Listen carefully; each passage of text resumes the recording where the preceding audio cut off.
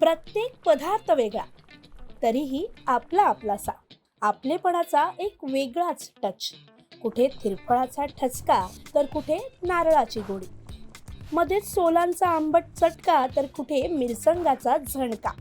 फणसाची भाजी वा, आणि त्याच्यामध्ये ना मी गोव्यावरून घोट आणले. खरं जेवायला बसायच्या फक्त 15 ते 20 मिनिटं आधीच बांगडा करावा असं मला वा, वाटतं. तो करून ठेवून गरम करून नाही. काही गप्पा, काही किस्से. या अळसंद्याला कणकवली, सावंतवाडी, कुडाळ या साईडला फजाव पण म्हटलं जातं. अच्छा, सारस्वती पद्धत आणि नारळ नाही कसं होईल, म्हणजे बुरकावल्या पाहिजे ना तसं खिरीसारखं. बुक्का मारून हा. जेवणासाठी.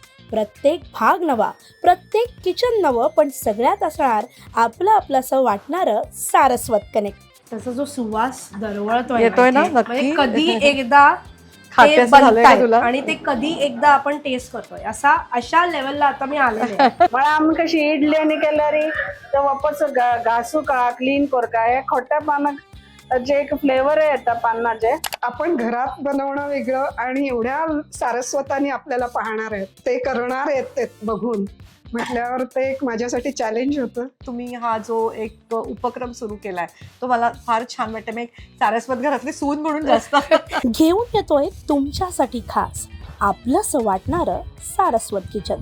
लवकरच सारस्वत कनेक्टच्या YouTube चॅनलवर.